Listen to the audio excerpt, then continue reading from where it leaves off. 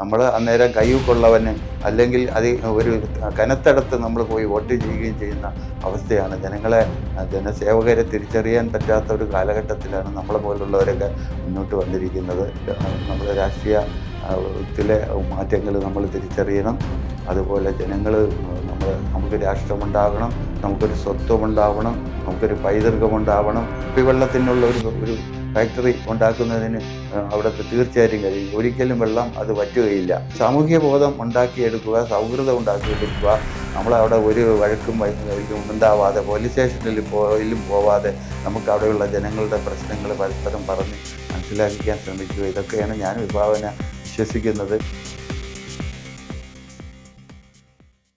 എൻ്റെ പേര് സുധൻ വെഞ്ഞാറമൂട്. സുധൻ ഓമനത്തിങ്കളെന്നും അറിയപ്പെടും. എൻ്റെ യഥാർത്ഥ പേര് സുധാകരൻ നായർ എന്നാണ്. ഞാൻ കുട്ടിക്കാലം മുതൽ വിദ്യാർത്ഥി രാഷ്ട്രീയ സാമൂഹ്യ പ്രവർത്തനത്തിൽ പ്രവർത്തിച്ചിട്ടുള്ള ഒരു സംഘാടകനാണ്. കുട്ടിക്കാലം മുതൽ എന്നെ പലരും ഇതിലോട്ട് എൻ്റെ സേവനം പ്രലോഭിപ്പിച്ച് പല പാർട്ടിക്കാരും എന്നെ അങ്ങോട്ട് ആകർഷിക്കുകയും എൻ്റെ പ്രവർത്തനത്തിൽ അവരുടെ ഒരു ശക്തിപ്പെടുത്താനും എന്നെ ഉപയോഗിച്ചിട്ടുണ്ട്. അതിനുശേഷം കുറേ കാലം കഴിഞ്ഞ് ഞാൻ സ്വയം തൊഴിൽ കണ്ടെത്തിയൊക്കെ ജീവിതം കൊണ്ടുപോയിക്കൊണ്ടിരിക്കുകയായിരുന്നു. അപ്പോഴാണ് എനിക്ക് ഒരു സർക്കാർ ജോലി കിട്ടുകയും ഞാൻ അതിലേക്ക് മുഴുകുകയും ചെയ്തു. അപ്പോൾ എനിക്ക് ഇഷ്ടപ്പെട്ടൊരു ജോലിയാണ് കിട്ടിയത്. കാരണം ഗ്രാമസേവകൻ്റെ ജോലിയാണ് കിട്ടിയത്. അത് എനിക്ക് വളരെ ഇഷ്ടമുള്ളൊരു കാര്യമായിരുന്നു. ആളുകളെ സംഘടിപ്പിക്കുന്നതിനും അവർക്ക് സഹായങ്ങൾ കൊടുക്കുന്നതിനും എനിക്ക് ഭയങ്കര ഇഷ്ടമായിരുന്നു. അത് നടന്നു. എനിക്ക് ദൈവം കൽപ്പിച്ച ഒരു ജോലി എന്നുള്ള നിലയിൽ ഞാൻ ആ രംഗത്ത് 20 വർഷം വിജയിച്ചു. കക്കൂസ് കൊടുക്കുന്ന കാര്യത്തിലായാലും, പട്ടിണി മാറ്റുന്ന IRDP കാര്യത്തിലായാലും, സ്ത്രീ സംരക്ഷണ രംഗത്തെ കാര്യത്തിലായാലും ഞാൻ മുന്നിട്ട് നിന്നു. അന്ന് സ്ത്രീകളൊന്നും സംഘടിപ്പിക്കുന്ന ഒരു സമയമല്ലായിരുന്നു. പക്ഷേ ആ സമയത്ത് ഗ്രാമസേവകനെ കൊണ്ടിരുത്തിയിട്ട് പഞ്ചായത്ത് മെമ്പർമാർ കുടുംബശ്രീ സംഘടിപ്പിക്കുകയും ഞാൻ അതിൻ്റെ പ്രവർത്തനങ്ങളിൽ അവരെ സ്ത്രീ ശാക്തീകരണത്തെക്കുറിച്ച് പഠിപ്പിക്കുകയൊക്കെ ചെയ്തു. അങ്ങനെ എനിക്ക് അവിടെ ജനകീയമായ ഒരു വലിയ ഇതുണ്ടായി. പക്ഷേ ഒരു ഉദ്യോഗസ്ഥൻ ജനകീയനാവുന്നത് ഒരിക്കലും ഒരു രാഷ്ട്രീയക്കാർക്ക് ഇഷ്ടപ്പെടില്ല. പക്ഷേ എൻ്റെ കാലാവധി തീർന്നു, ഞാൻ മാറി. എനിക്ക് ഗ്രാസ് റൂട്ട് ലെവലിലെ ഒരു ആളെന്നുള്ള നിലയിൽ വളരെ സംതൃപ്തിയുണ്ട്. അതിനുശേഷം ഞാൻ പൊതുപ്രവർത്തനം, റെസിഡൻസ് അസോസിയേഷൻ, സമുദായ പ്രവർത്തനം ഇവയൊക്കെ നോക്കിക്കൊണ്ടിരിക്കുകയായിരുന്നു. അപ്പോഴാണ് എനിക്ക് ഈ അടുത്ത കാലത്ത് ഇങ്ങനെ നമ്മുടെ രാഷ്ട്രത്തെക്കുറിച്ചും നമ്മുടെ പൈതൃകത്തെക്കുറിച്ചുമൊക്കെ ഓർമ്മ വരികയും ഞാനും പുനർവിചിന്തനം നടത്തുകയും എല്ലാത്തിനെക്കുറിച്ചും വിശ്വാസത്തെക്കുറിച്ചൊക്കെ പഠിക്കുകയും ചെയ്തു. അങ്ങനെ ഞാനൊരു കാവ്യരാഷ്ട്രീയത്തിൽ BJP രാഷ്ട്രീയത്തിലേക്ക് ആകൃഷ്ടനായി അതിലേക്ക് വരികയും അതിൻ്റെ പ്രചാരകനാവുകയും ചെയ്തു. സംഘപരിവാറുകാർ എന്നെ അവരുടെ പല സംഘടനകളുടെയും ആളായി വിളിക്കുകയും ഞാൻ അതിലൊക്കെ സഹകരിക്കുകയും അതിൽ ഞാനിപ്പോൾ സംതൃപ്തി കണ്ടെത്തിക്കൊണ്ടിരിക്കുകയാണ്. ആ ഒരു സന്ദർഭത്തിലാണ് ഞാനിപ്പോൾ വാർഡ് മെമ്പറായിട്ട് മത്സരിക്കണമെന്ന് അവിടെയുള്ള നമ്മുടെ സുഹൃത്തുക്കളൊക്കെ ആവശ്യപ്പെടുകയും ഞാൻ അതിലേക്ക് തയ്യാറാവുകയും ചെയ്തത്. അപ്പോൾ എൻ്റെ നാട്ടിൽ എൻ്റെ കുടുംബത്തിൻ്റെ പാരമ്പര്യം അനുസരിച്ച് ഞാൻ ഒരു പഞ്ചായത്ത് മെമ്പർ ആവുന്നതിന് മുന്നേക്കാളുപരി ഒരുപാട് കാര്യങ്ങൾ എനിക്ക് ചെയ്യാൻ കഴിഞ്ഞിട്ടുണ്ട്. കാരണം ഞങ്ങൾ ഒരുപാട് റോഡുകൾ ഞങ്ങളെ കുടുംബ സ്വത്തിൽ കൂടി വെട്ടിക്കൊടുത്തിട്ടുണ്ട്. അതാണ് ഇന്ന് വലിയ ഇടറോഡുകളായി മാറിയത്. അതിന് ഒരു ചെറിയ വിദ്യാർത്ഥിയായിരിക്കുമ്പോൾ എനിക്ക് അതിനുള്ള സാഹചര്യം ഉണ്ടായിട്ടുണ്ട്. നമ്മളെ നാട്ടിൽ വെഞ്ഞാറമൂട് ടൗണിൽ പഞ്ചായത്ത് ഓഫീസ് വരെ മാത്രമേ വൈദ്യുതി ഉണ്ടായിരുന്നുള്ളൂ. പക്ഷേ എൻ്റെ ലൈനിലേക്ക് വൈദ്യുതി കൊണ്ടുവരാൻ വേണ്ടി ഞാൻ മിനിമം ഗ്യാരണ്ടിക്കൊക്കെ ഒപ്പിട്ട് നടന്നപ്പോൾ എനിക്ക് 18 വയസ്സ് പോലും ആയിട്ടില്ല. അങ്ങനെ എനിക്ക് ഒരുപാട് സാമൂഹ്യ പ്രവർത്തനവുമായിട്ട് ബന്ധമുണ്ട്. അപ്പോൾ ഈ പാർട്ടിയുടെ കീഴിൽ ഞാൻ വരികയാണെന്നുണ്ടെങ്കിൽ തീർച്ചയായും എനിക്കൊരു കാഴ്ചപ്പാടുണ്ട്. കാരണം ഞാനൊരു ഗ്രാസ് റൂട്ട് ലെവൽ ഉദ്യോഗസ്ഥനായിരുന്നു. അതുകൊണ്ട് എനിക്ക് ഒരുപാട് കാഴ്ചപ്പാടുകളുണ്ട്. അപ്പോൾ വലുതായിട്ടൊന്നും ചെയ്യാൻ പറ്റത്തില്ല. കാരണം പഞ്ചായത്തിൻ്റെ ഫണ്ടും കാര്യങ്ങളൊക്കെ കിട്ടിയാൽ മാത്രമേ ചെയ്യാൻ പറ്റൂ. പക്ഷേ നമ്മളെ ജനങ്ങളെ ബോധവൽക്കരിക്കുന്ന ഒരുപാട് കാര്യങ്ങൾ ചെയ്യാൻ പറ്റും. എൻ്റെ ഒരു പ്രതീക്ഷ നമ്മളെ വഴിയോരങ്ങളിൽ ഉപേക്ഷിക്കുന്ന പ്ലാസ്റ്റിക് മാലിന്യങ്ങൾ നമ്മൾ നീക്കം ചെയ്യാൻ വേണ്ടി നമുക്ക് പറയും പഞ്ചായത്തുകാർ വന്ന് മാറ്റുകയാണെന്നുണ്ടെങ്കിൽ അത് മാറട്ടെ. പക്ഷേ അതാത് പരിസരത്തുള്ള 10ഓ 20ഓ വീടുകൾ ചേർന്ന് എൻ്റെ റോഡ് വൃത്തിയാക്കാനായിട്ട് എനിക്കാണ് ബാധ്യത. മറ്റ് പരിഷ്കൃത രാജ്യങ്ങളിലെല്ലാം അങ്ങനെയാണ്. നമുക്ക് ആ ബോധമില്ല. നമ്മൾ വലിച്ചെറിയും. കുട്ടികളെല്ലാം ഇങ്ങനെ വലിച്ചെറിയും. ആഹാര സാധനങ്ങൾ റോട്ടിൽ കിടക്കുന്നു. തെരുവ് നായകൾ അത് കടിച്ച് മാറ്റുന്നു. നമ്മൾ കണ്ടുകൊണ്ട് നിൽക്കുന്നു. ഒരു പ്രതികരണം പോലും ഇല്ല. അപ്പോൾ ഞാൻ കുറേ കാലം ഒരു വിദ്യാലയം നടത്തിയിരുന്നു.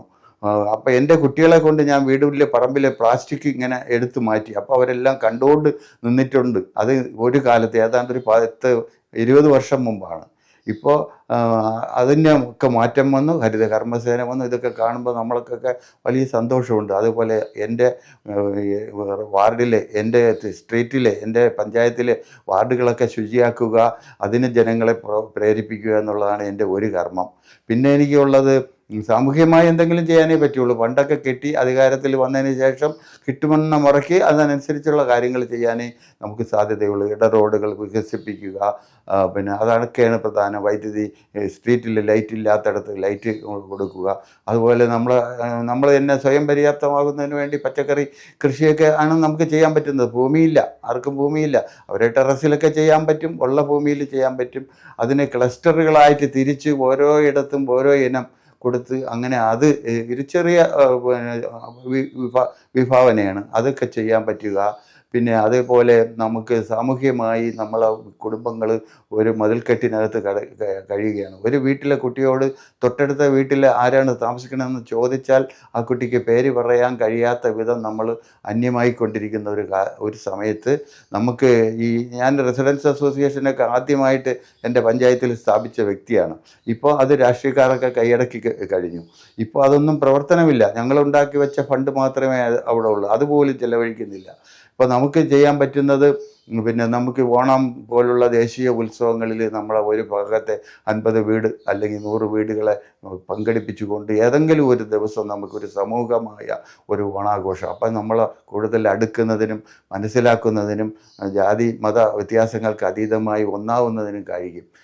അങ്ങനെ ഒരു വിഭാവന എനിക്കുണ്ട്. അതൊക്കെ ഒരു സാധാരണ എല്ലാവർക്കും ഉള്ളത് തന്നെയാണെങ്കിൽ തന്നെയും അതൊന്നും ഇംപ്ലിമെൻറ്റ് ചെയ്യുക, അതിനു വേണ്ടി പ്രേരിപ്പിക്കുക, ഒരു പ്രേരക ശക്തിയായി, ഒരു ബോധവൽക്കരണ ശക്തിയായി നിൽക്കുക എന്നുള്ളതൊക്കെയാണ് എൻ്റെ താല്പര്യം. പിന്നെ ഞാൻ വിശ്വസിക്കുന്ന പ്രസ്ഥാനം ഇപ്പോൾ തീർച്ചയായിട്ടും നമ്മുടെ ലോകത്ത് ഈ ശ്രദ്ധയാർജിച്ചുകൊണ്ടിരിക്കുന്ന ഭാരതത്തിൻ്റെ പ്രഭാവം ഉണ്ടായിക്കൊണ്ടിരിക്കുന്ന ഒരു കാലഘട്ടത്തിലാണ്. ഇത് കണ്ടില്ല എന്ന് നടിക്കാൻ നമുക്ക് പറ്റില്ല.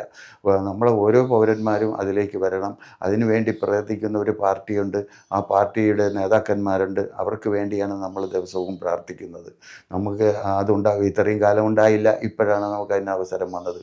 പക്ഷേ അതൊന്നും ചിന്തിക്കാതെ വെറും വായനയില്ല, പിന്നെ മാധ്യമങ്ങൾ ഉണ്ട് എങ്കിൽ പോലും അത് ഗൗരവമായിട്ട് അതിനെക്കുറിച്ച് ചിന്തിക്കുന്നില്ല, ചർച്ച ചെയ്യുന്നില്ല. അങ്ങനെ ചർച്ചകളൊക്കെ ഉണ്ടായാൽ തീർച്ചയായിട്ടും നമുക്ക് ഈ ഇതിനെക്കുറിച്ച് നല്ലൊരു ബോധമുണ്ടാകും. മറ്റത് ചെണ്ട കൊട്ടിച്ച് പോസ്റ്റർ ഒട്ടിച്ച് ചുവരെഴുതി നമ്മളെയൊക്കെ വെളിയിൽ ഇറക്കുകയും നമ്മൾ അന്നേരം കയ്യൂക്കുള്ളവന് അല്ലെങ്കിൽ ഒരു കനത്തടത്ത് നമ്മൾ പോയി വോട്ട് ചെയ്യുകയും ചെയ്യുന്ന അവസ്ഥയാണ്. ജനസേവകരെ തിരിച്ചറിയാൻ പറ്റാത്ത ഒരു കാലഘട്ടത്തിലാണ് നമ്മളെ പോലുള്ളവരൊക്കെ മുന്നോട്ട് വന്നിരിക്കുന്നത്.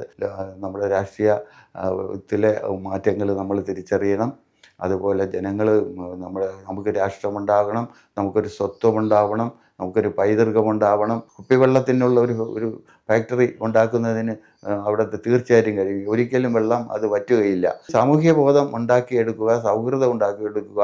നമ്മളവിടെ ഒരു വഴക്കും ഉണ്ടാവാതെ, പോലീസ് സ്റ്റേഷനിൽ പോവാതെ നമുക്ക് അവിടെയുള്ള ജനങ്ങളുടെ പ്രശ്നങ്ങൾ പരസ്പരം പറഞ്ഞ് മനസ്സിലാക്കിക്കാൻ ശ്രമിക്കുക. ഇതൊക്കെയാണ് ഞാൻ വിശ്വസിക്കുന്നത്.